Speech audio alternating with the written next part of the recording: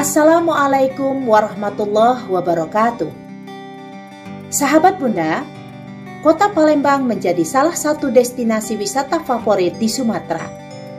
Bunda beserta keluarga dan mahasiswa S3 program Doktor Manajemen Pendidikan Islam Angkatan 2019 UIN Raden Intan Lampung berkesempatan berkunjung ke Palembang dan pastinya singgah ke Pulau Kemaro.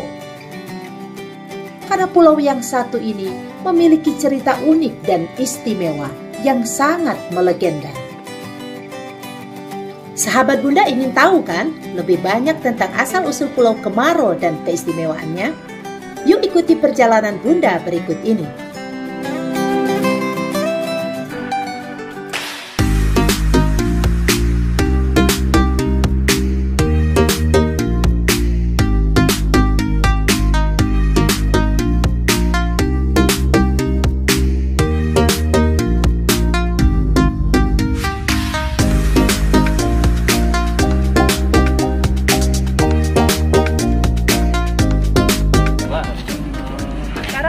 Menuju ke Palembang, ini ada di rest area Mesidi ya?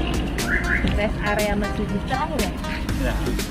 Terakhir sebelum masuk ke Sumatera Selatan. Jadi ini rest area terakhir di Lampung.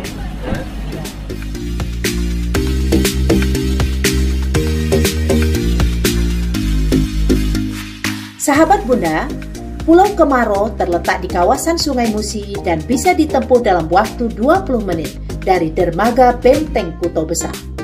Pulau ini tidak terlalu besar karena luasnya kurang lebih hanya 30 hektar dan dihuni ratusan orang saja. Namun Pulau Kemaro tidak pernah sepi karena selalu dipadati oleh wisatawan.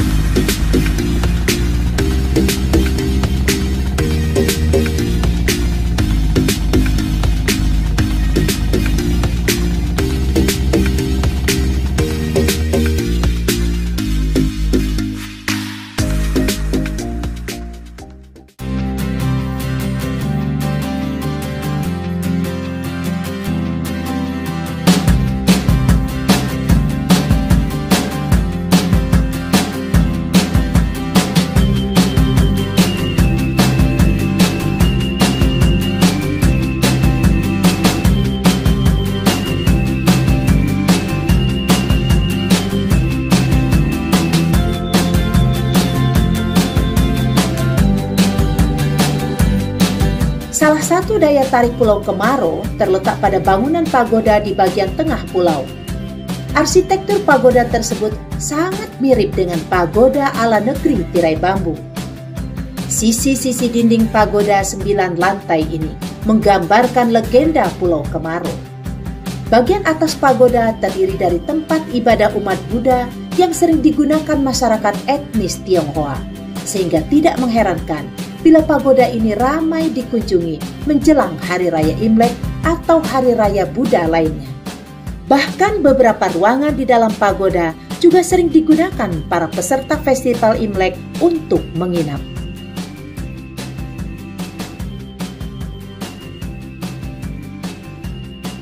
Sahabat Bunda, tepat di samping pagoda ada kelenteng Hok Ching Bio yang lebih populer disebut kelenteng Kuan Yin. Di depan kelenteng yang dibangun tahun 1962 ini terdapat makam Tan Bun An, Siti Fatimah, dan pengawalnya yang dipercaya sebagai asal-usul terbentuknya Pulau Kemaro.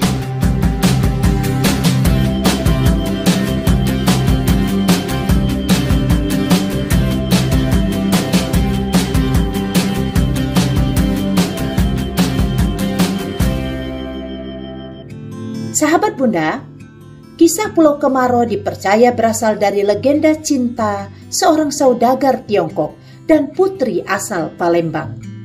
Sang saudagar Tiongkok bernama Tan Bun An jatuh cinta kepada Siti Fatimah. Tan Bun An lalu memboyong sang pujaan hati ke Tiongkok untuk meminta restu dari orang tuanya. Setelah merestui pernikahan sang anak, orang tua Tan Bun An lalu memberikan hadiah berupa 7 guci besar kepada sang anak dan menantu. Sahabat Bunda, Tan Bun An dan Siti Fatimah lalu berlayar pulang ke Palembang dengan membawa guci-guci pemberian orang tuanya. Saat masih berada di tengah Sungai Musi, Tan Bun An penasaran dengan isi guci-guci itu, lalu membukanya. Maka terkejutlah Tan Bun An melihat guci-guci tersebut hanya berisi sawi-sawi asin.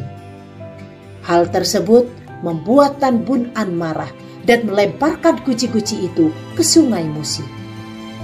Ketika hendak melempar guci yang ketujuh, tanpa sengaja guci tersebut jatuh dan pecah di perahu. Ternyata sahabat Bunda, guci pecah itu berisi harta benda yang permukaannya ditutupi oleh sawi-sawi asin.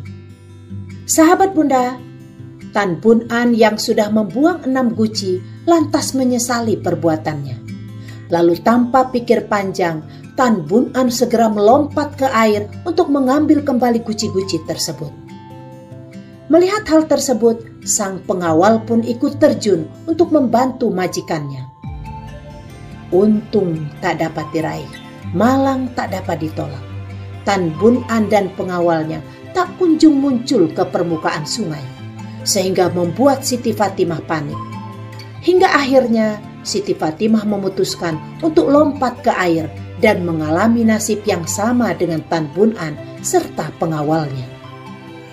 Beberapa waktu kemudian muncullah pulau kecil di tempat Tan Bun An dan Siti Fatimah terjun ke Sungai Musi. Pulau tersebut dinamai Kemaro, yang artinya kemarau, karena tidak pernah terendam air meskipun arus gelombang Sungai Musi sedang tinggi. Kisah asal-usul inilah yang juga menarik keingintahuan para wisatawan yang berkunjung ke Pulau Kemaro dan berziarah ke makam Tan Bun An serta Siti Fatimah. Sahabat Bunda, nasihat penting dari legenda Pulau Kemaro mengingatkan kita pada sebuah hadis riwayat Ahmad. Rasulullah SAW bersabda, "Seandainya anak cucu Adam mendapatkan 2 lembah yang berisi emas, niscaya ia masih menginginkan lembah emas yang ketiga. Tidak akan pernah penuh perut anak Adam kecuali ditutup dalam tanah atau kematian. Dan Allah akan mengampuni orang-orang yang bertaubat." Hadis riwayat Ahmad. Sahabat Bunda, keserakahan manusia tidak akan pernah hilang kecuali setelah kematian menjemputnya. Dan serakah ini adalah salah satu penyakit hati. Mereka selalu menginginkan lebih banyak, tidak peduli apakah cara yang ditempuh itu dibenarkan oleh syariah atau tidak. Bila tidak segera dibersihkan, dapat menimbulkan malapetaka.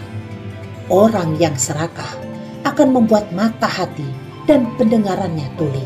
Seperti hadis riwayat Ahmad yang mengatakan bahwa cintamu terhadap sesuatu akan membuat buta dan tuli. Sahabat Bunda, pandai-pandailah menikmati pemberian Allah selagi kamu masih bisa mendapatkan apa yang kamu butuhkan. Dan buang sifat serakah jika kamu ingin merasakan bahwa berlebihan belum tentu lebih nikmat dari cukup.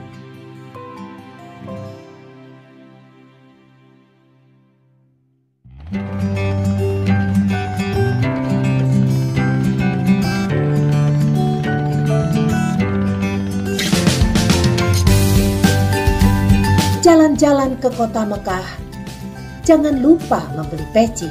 Jangan menjadi orang serakah. Segala sesuatu dari Allah, syukuri dan nikmati. Dukung terus channel Bunda dengan cara subscribe, like, komen, dan share. Terima kasih. Wassalamualaikum warahmatullahi wabarakatuh.